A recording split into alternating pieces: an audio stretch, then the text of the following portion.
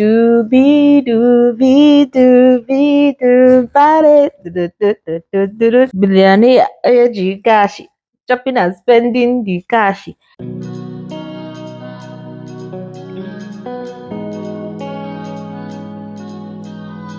Hi people, how are you doing today? My name is Oyinkan. For those of you who are new here, welcome. Thank you so much for clicking to watch this video. And if you are a returning subscriber, thank you for coming back to my channel. I'm so pleased to be talking to you guys today. So today's video is one that I know a lot of you have been waiting for, and I've honestly also been very excited to film this one, right? So let's track it back a little, right? So I have these two videos on my channel, right? And they are called Dear South Africans. Why? Because I'm a Nigerian living in South Africa, and I have been discovering a lot about South Africa, a lot about the different cultures here. And one thing about me is I love to learn more about like things. I don't just want to know things on the surface. If there's a good reason for something, I want to know why. And it's just very helpful. It feeds my curiosity, right? So because of that, I made these two very light-hearted videos just asking South Africans about different things I have noticed in the country and asking them to like just tell me more, educate me more about why those things are such. Yes, a Google search can give me that information, but I'm also a big believer in community and I love to interact with people. So I have been loving you guys' comments on those two videos. Thank you so much for everything that you are telling me and teaching me about South Africa. Now, for today's video, I had asked people to send in their questions about Nigeria because someone highlighted that they also want to learn about Nigeria as I learn about South Africa, right? Which was very good. So yeah, I had a few people send in questions, and today we have about 20 questions, which is actually a lot, but I'm excited. So thank you to every single one of you who sent a question about Nigeria. And as a patriotic Nigerian, I decided to wear green for this video, even though this is not as green as it gets, but this is like the greenest thing I have. I need to add more green items into my wardrobe. But yeah, that's not why we're here today. Okay, so let's get into answering all your beautiful questions about Nigeria. I hope I do this video justice. Yeah, let's get into it. I have my laptop here with me and I'll be taking the questions from this. So please forgive me if you see me looking down. First one it says not a question, but I like Nigerian gowns and makeup. Those two things Nigerians know how to do very well. Thank you so much for saying that. Thank you for calling out our talent. We definitely know how to do like fashion and makeup. That's something that I'm so grateful for. Like, because in Nigeria, you just find that even the person who's just like learning this skill is good at it to a very good extent. Like, we are highly skilled people, and I love that about us. So, thank you so much for mentioning that. Next question says, what advice would you give to a South African engaged to a Nigerian guy? What's the best way to handle our cultural differences? He's royal and half Igbo and Yoruba. First of all, I'd like to say congratulations on your engagement and I wish you the best married life possible. God will be with you and be a part of everything that you guys do.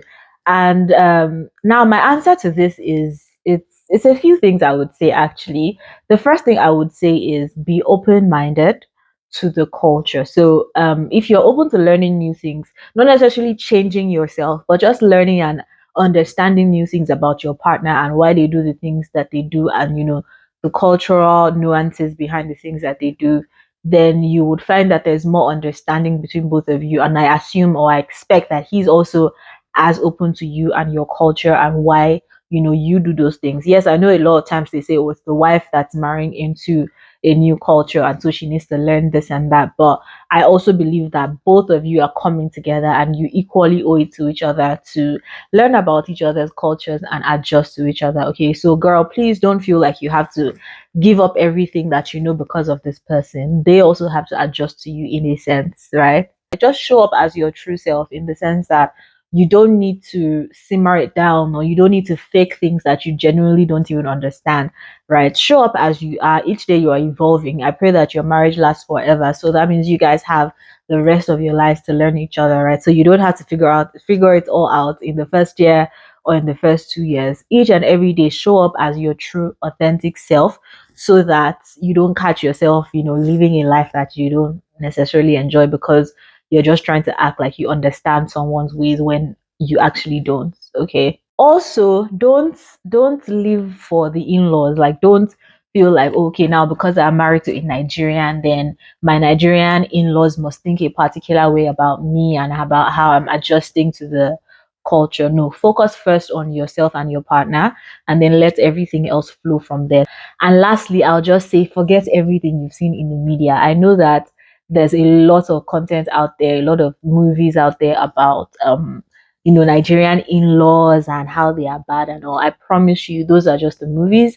Yes, it's some people's reality, but it doesn't have to be yours. So let your experiences dictate your reality. Don't go in with the mindset that, oh, nah, this can't be good, everything is going to go south soon, or they're going to start maltreating me soon. No, please don't do that. Forget everything you've seen in the movies and in the media, and just allow yourself to live and to love this person that you're with, and love their family, and just one step at a time, babe. Don't overthink it.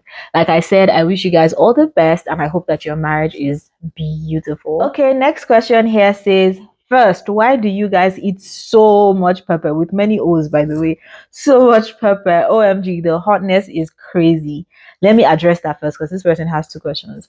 Honestly, the pepper thing, I sincerely cannot explain it, but it's like when you grow up eating something constantly, it just becomes a part of you, right? So I myself have grown up eating lots of pepper in my food, and it's become a part of me. Honestly, I can't even begin to decipher it or explain it. But one thing you should know though is, in Nigeria, it's mostly the Yorubas. I'm Yoruba, by the way, but it's mostly the Yorubas that eat a lot of pepper. You find that like the Igbos and people from the south don't eat as much pepper. I remember during my NYSC year in another part of Nigeria, in Cross River State, which is like far from where I grew up and where I'm from. And I was trying all the soups, and there was nothing like peppery and spicy. And I was like, wow, so there's actually like this kind of cuisine in Nigeria as well. So yeah, it's Yorubas that eats, that much pepper, but I don't know. I don't know how to explain it. I guess it's just part of the culture. And yeah, I'm guilty. I'm one of those people who like spicy food, pepper soup, ofada sauce, all those good things. So yeah, I don't know. I can't answer. I'm sorry, but yeah, you can also, the good thing about Nigerian food is that you can also kind of like adjust it. You can adjust the level of heat or spice to your own taste buds, like in cooking it. So there's that. The person's other question says, also sometimes when y'all are talking to each other, it sounds like you're fighting. I mean, the loudness, the gestures, the passion when speaking. Next thing, people are laughing. LOL. Oh my gosh, this is actually hilarious, because trust me, I know exactly what you're talking about. Especially when you see like Nigerian men come together. It's just, this, that. Like in a lot of instances, obviously, this is not like the common experience amongst everybody, but in a lot of cases, you see people like just being so passionate. And honestly, I think it's just the vibe. I feel like we have such big energy that we come to every situation with that big energy, and honestly, I can't even begin to explain it, but yeah, I totally get what you mean. It's just the vibe, it's just the energy. Everybody gets excited when they're doing everything. Next person, and shout out to you, Grace. This was the person who actually like asked for me to do this. So she says, "Hi there, thank you for accepting my idea." You're welcome. Why do Nigerians take months to bury the dead? This is actually a very good question. Oh, she has 5 questions. Okay, I'll get into all of them. Why do Nigerians take months to bury the dead? Is it not expensive to keep the body in the mortuary for that long? Also, why do people even build new houses, renovate, buy new cars for the funeral? Great question. Now, the first thing I would say is, okay, why do we take months to bury the dead? Now, there's a difference, right? So I want to highlight that it depends on, the circumstances around the person's death sometimes. So, for example, if a young person dies, and by a young person, I mean maybe somebody's child or someone's mother who like is the kids are still young, the person is still young. Typically, a younger person gets buried like either the next day or within a week after their death. So younger people get buried like really fast, because that's a very sad situation. That is a heavy loss, right? However, in the case of older people who have lived like longer, fuller lives, um it's mostly seen as a celebration of life when we come together for the funeral. So you find that there are a lot of things involved. Some people see some of these things as just unnecessary fluff, while some people it's like very, very important to them in their families that they do it. So, for example, you find that there are a lot of maybe the elders in the family and the church and all that being deeply involved in the circumstances around the burial. So where are we going to bury the person? When are we going to do it? How do we do this? Who do we pay for this and that? So that's why it usually takes a while, because there's so many people involved in the planning that it's not something you can just figure out in a day. Also, there's the case of, I mean, I'm sure we all know this, where like in Nigeria you find that most families have either one child or one relative or one sibling who doesn't live in Nigeria. And most times when something like this has happened, as a way to like pay their final respects, everybody wants to be at the funeral, right? So yeah, it does make sense that they wait a little bit. Maybe a father dies and his son lives abroad. Now he has to make time to come to Nigeria and be there, be present at the funeral. So it's just a lot of different things that come together to build this. And sometimes it's people are buying ashwebi. Ashwebi is like the uniform fabric that we usually have for different occasions, wedding and all. So people are buying ashwebi, people are sewing their clothes, they are planning a huge party. Remember I said celebration of life, right? So it's like that in Nigeria. And also I think among the Muslims in Nigeria, I think they bury their dead like the next day or something. So there's also that. While even in some cases after they have buried their dead, the next day, they still take their time to plan a proper party, proper event to just celebrate the life of that person. So really it depends on the cultural context, because remember that within countries there are cultures, and that's why a lot of times I refrain from saying South African culture, because there are subcultures within, right? And it's like that everywhere as well. Now for the other part of this question that talks about buying new houses and renovating houses and buying cars. Honestly, I don't know about buying new cars for funerals. I know people rent like fancy cars maybe to like get to transport the body and all, but buying new cars for a funeral, I don't think we do that. In terms of the houses, renovation, I think another thing that happens is, so in Nigeria, a lot of people have a house, back home where they are from. So for example, if you are from Osun State, you might have a family house in Osun State, but because of work and business and all, you have raised your family in maybe Lagos State, for example. And then when it's time for the funeral, the deceased, maybe during their final days, has probably asked that they want to be buried back home, so people have to like travel back. And in that process of traveling back, they have to basically take care of, the house, the environment, so that they have somewhere to go to. Or if the deceased even, demanded to be buried within their compound, which is also a thing in Nigeria, then obviously they have to kind of take care of the surroundings as well. So that's what I know about that basically. Now, this person's next question says, this one may come across as insensitive, but please know that it's not meant to bash anyone. No, it's fine. Just out of curiosity, why do Nigerians love money so much? Hey, billionaire, cash, chopping and spending the cash. There is no mercy for money. Waka, why? What is the cash? Yeah. Like if you don't have money, you're called a small boy. Why is it not frowned upon to flaunt or talk or boast about your wealth? I see the Oga, the big man with the money, will be treated differently everywhere, and he won't even be humble about it either. Honestly, you're not bashing anybody with this question. I get exactly what you mean, and here's what I have to say about that. Now, the truth about this is that unfortunately, the way the Nigerian system is, it's such that money can buy you a lot of things. First of all, let me highlight that this is actually something that you can find anywhere in the world, right? It's not a Nigerian thing. You can actually find this anywhere in the world. But in the Nigerian context, it's such that the system is broken. It's unfortunate, and yeah, it's what it is, but the system is very broken such that money can buy you a lot of things, and people get money drunk, people get power drunk like this. So when people are in situations like that, they don't know when they become, the oppressors that they have fought so hard against, right? They don't know when they themselves become those people, and then they begin to oppress. So you find that people who are supposed to be in jail are committing fraud and getting away with it.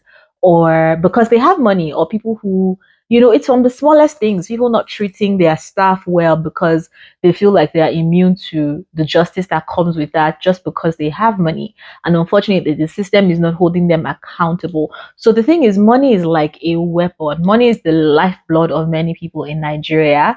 It's the weapon that gets them out of traffic without fines. It's the weapon that gets them, to commit fraud and to not do business properly without fines. And it's really crazy. So yeah, I definitely understand what you're saying, but because these particular people have just decided to be who they want to be. I mean, if you go to Nigeria, you also find that there are people who still value hard work. There are people who value humility and all that. And like I said, this happens everywhere in the world, honestly. I just find that in countries that are still trying to be as developed, to catch up with the rest of the world, and to have good legal systems, it's very easy for these things to be emphasized because people can go around doing things feeling like they're immune to justice.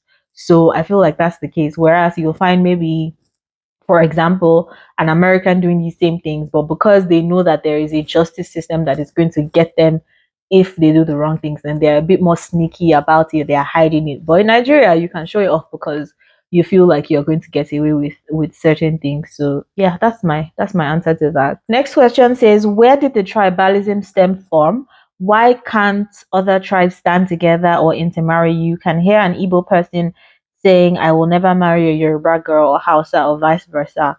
What's the fight really about? Ooh, that's a heavy one. Okay, so the reason why I would say there's that level of tribalism in Nigeria is because it all goes back to the history of the country, right? So this is a country where, there's just land and people are living, and all of us know that there had been wars, right, in the different parts of our countries and all that, even before the white men came, right? Even before colonization, right? So all those things, I mean, I'm not like a historian, I don't know history so richly, but I know what I know, and I know that those things were already there, even though we were still able to, like, trade peacefully across different parts of the country.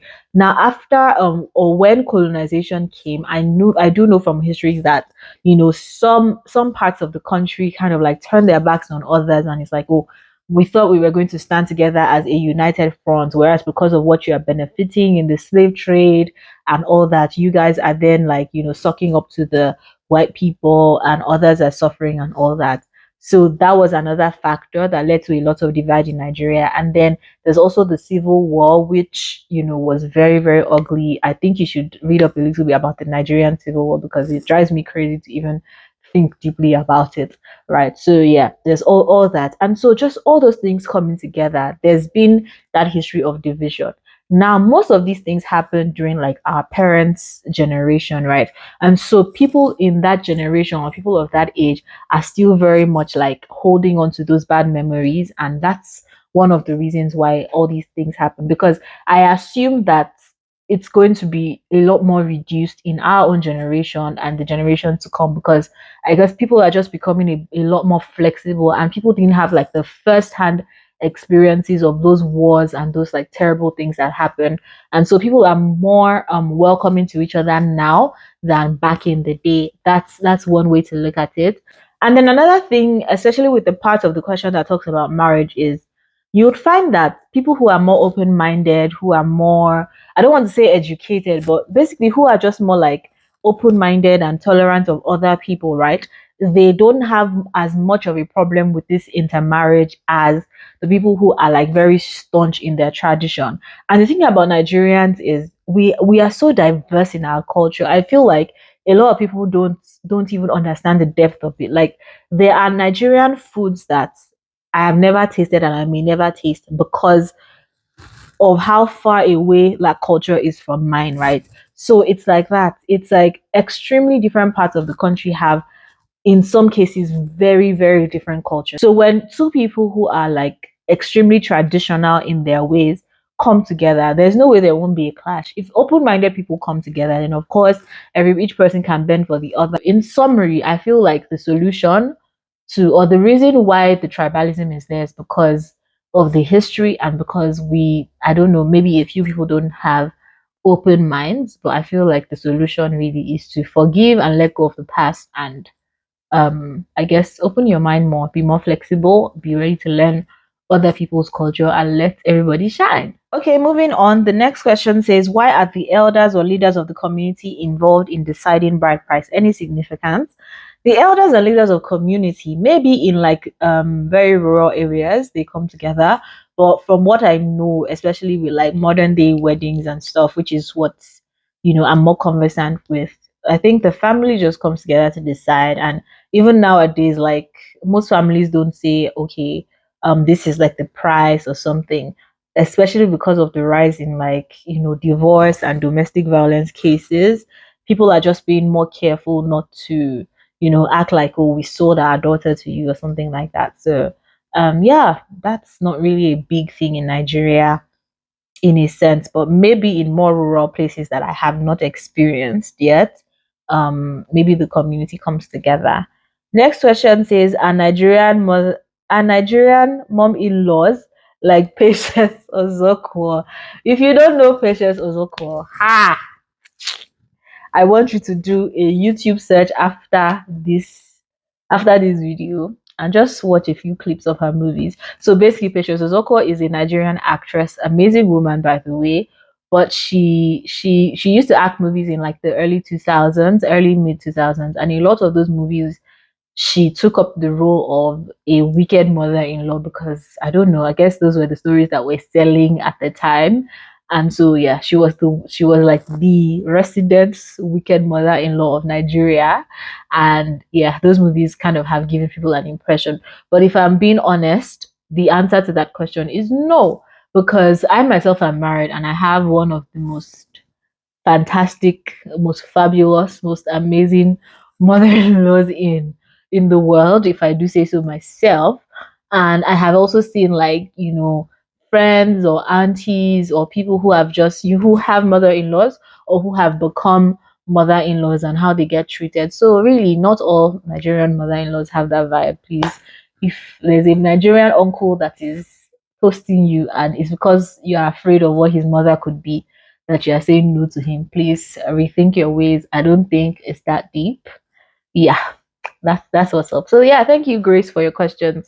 Moving on, the next person is asking, is Pidgin English an official language?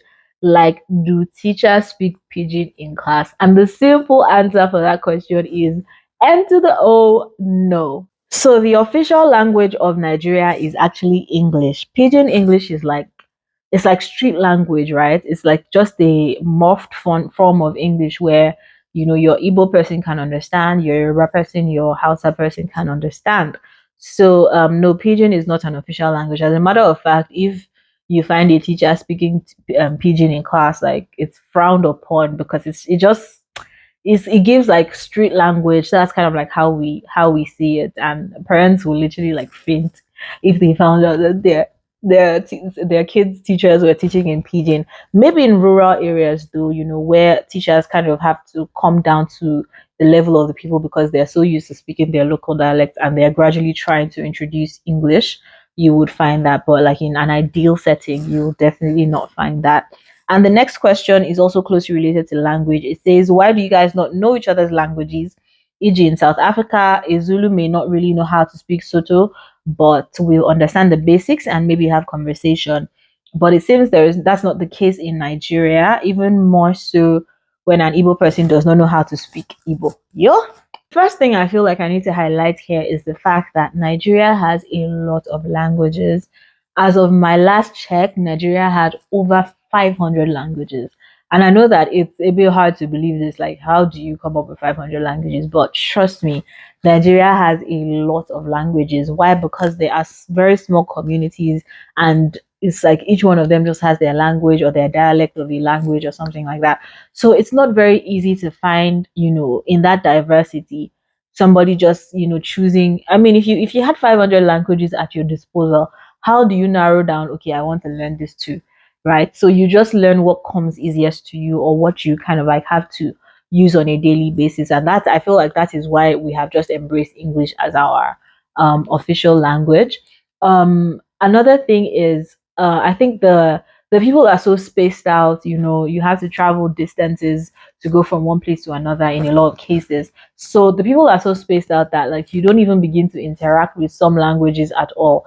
Now, if you're narrowing it down to maybe the three major languages, that's Yoruba, Igbo, and Hausa, even in that case, the languages are not very similar. One thing I've come to understand about South African languages, correct me if I'm wrong, but from what I have seen in most cases, there are similarities in a lot of the languages. In Nigeria, it's not like that. The Igbo alphabet is different from the Yoruba alphabet.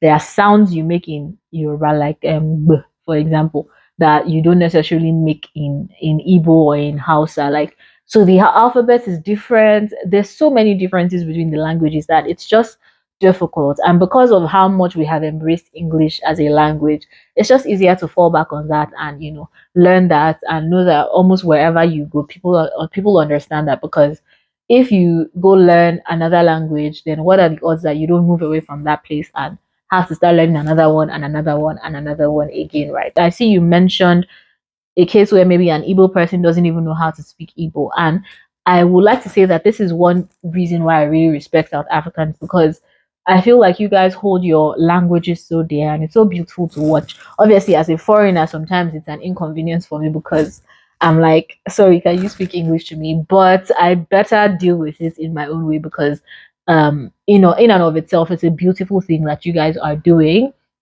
where you are, communicating mostly in your languages and then you adjust where you see the need to. I think it's just a case of Nigerians have a tendency to over glorify English, I would say, because even like some people, a status symbol is I speak only English, I don't speak my language. That has been changing a lot nowadays, though. I feel like, especially with the music industry in Nigeria and how they are embracing music and comedy industry in Nigeria and how they are embracing local languages, people are kind of being forced to learn or pay attention to their local languages and actually see the beauty in these languages. But as of like early 2000s and stuff, it was just like, oh, why are you speaking Yoruba? Why are you speaking Igbo? Like amongst like us young kids and stuff who were in, the posh schools and everything, like, oh, don't speak Yoruba, all that. But I mean, you see like Zulu, a South African secondary school, and all the kids are speaking Zulu just because. So yeah, I think we need to learn that one from South Africa. Next question says, what South African shows or films or channels or songs or artists are famous or were famous in Nigeria? First of all, shout out to DSTV because DSTV actually did a thing. Like they were a major player in Nigerians becoming more aware of South African culture, right? Because of the South African channels that you'd find on DSTV. So, for example, I remember Channel O very clearly, and how on Channel O you'll find music from different countries all over the continent, and you'd always find South African music and stuff. I remember that because of Channel O, the first South African song I fell in love with was Doobie Doobie Doobie Doo Body. I remember that song and the video so well. I also fell in love with Liquid Deep. Oh my gosh, I love those guys. Basically the music was like one of the things, right? And yeah, shout out to DSTV. Also, I think that historically Nigerians kind of liked African music, and there was like a lot of Miriam Makeba, all those things like just coming into Nigeria. So the previous generation loved that. Personalities, I would say the main person that Nigerians were in love with was Nelson Mandela. Nigerians love Nelson Mandela. I mean, I feel like most Africans do anyway. In terms of TV shows, especially the ones where they speak South African languages, I can't really, I mean, I won't use my own experience to determine like the umbrella general thing. So if there's a Nigerian here and there were like some South African shows or things that stood out to you, please let us know in the comments. But personally, I really can't think of anything. Maybe just a few reality shows. Okay, so the next question says, also, ma'am, why does every meal have fish? LOL. Actually, big LOL to that. Like, I have a Nigerian friend that adds crayfish when cooking eggs. Yeesh. Like, why? Why? Sorry for my plenty questions. No, please don't say sorry. You're the one making this video to be vibey. So, yeah, let's get into that. First of all, not every meal has fish now. Haba. I feel like we use a variety of fish because we use fish to flavor fish and crayfish basically to flavor our food in Nigeria, right? So before all these like seasoning cubes and things were, introduced, we would use crayfish, stockfish, locust beans, things like that to, give flavor to the food. And so I feel like a lot of Nigerian soups kind of require that fishy flavor that crayfish and stockfish add. But outside of like your soups that you eat with maybe pounded yam and stuff, I don't see why crayfish needs to be added to anything else. Because this your friend who is adding egg to crayfish, tell the person to send me a DM. We need to have a conversation. No, honestly, because why? Why do that? But yeah, I hope that clears it up for you. Next question says, are public holidays not set? Like, why does the government have to announce that there is a public holiday? Very good question. First of all, I think that these announcements are even like a social media thing because before you just hear them on the news, like you kind of get in every country anyway. But with social media coming in, we kind of, especially in the past few years, so like the former minister of, I sincerely can't remember what he was the minister of. I'll write it here. I'm ashamed. But yeah, I'll write it somewhere. But that former minister kind of like made a thing of, or maybe we on social media, made a thing of like his public holiday announcements. So that's why it actually became like a big thing. But the thing about Nigeria is we celebrate a lot of Christian and Muslim holidays, so religious holidays. I find that here in South Africa we only celebrate like obviously national holidays and then Christian holidays. With Christian and Muslim holidays, the dates shift, right? Because there's a how to explain this now? There's like a way that they measure these times, right? So it's not like just on the 7th of November every year we celebrate this. Maybe for Christmas there is that, but like we all know that Easter weekend shifts or like all the Eid celebrations for Muslims they shift, right? Based on the Muslim calendar or the Islamic calendar. So because of that, because it's not a constant date every single year, then the government kind of has to announce in advance so that businesses can do what they have to do in taking note of the holidays. This next one says, "What is ikokroko?"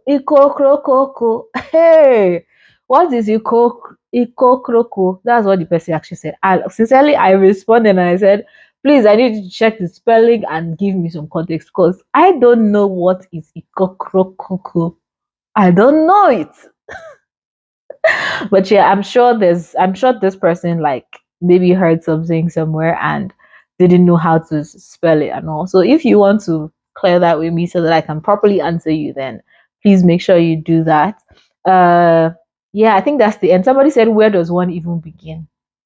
Is it that hard? Is it that complicated? Are we that? So I feel like I have gotten through all the questions in this thing that I put up. Thank you so much once again to everybody who asked a question. Now, if maybe you missed the opportunity to leave your question here, you can leave it in the comments of this video. But the same rules apply, the same guidelines apply, please, guys. These are light-hearted videos I'm making about South Africa, about Nigeria. I'm not getting too political with anything. I'm not trying to tell you what happened in 1971 and one thing, and who I support, who I don't. I'm not into all of that.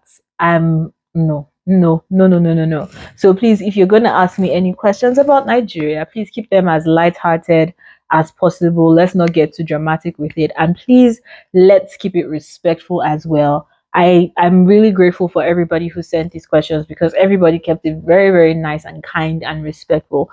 So if you're going to add any questions, please be like these guys, okay? Thank you so much for watching this video. I really hope you enjoyed it. I hope that in learning these few things I have shared about Nigerian culture, I hope that even if it is in a tiny way, we are becoming one. I know that they say, oh, the concept of one Africa is like a myth and it's impossible. But the barest minimum that we could all do for each other is understand one another, care for one another, learn about one another, about our cultures, and just live in love, tolerate one another, even when we don't understand how things are going or why things are happening. And I hope that with this video, I've been able to spur one or two people to do that. If I have been able to do that, my job here is done.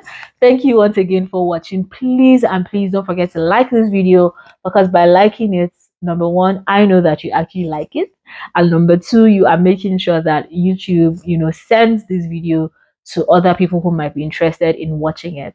And please don't forget to subscribe to the channel. We are growing, guys, and we must hit at least, like, the barest minimum for this year is 3K. So yeah, road to 3K. Okay, so please subscribe if you haven't subscribed yet.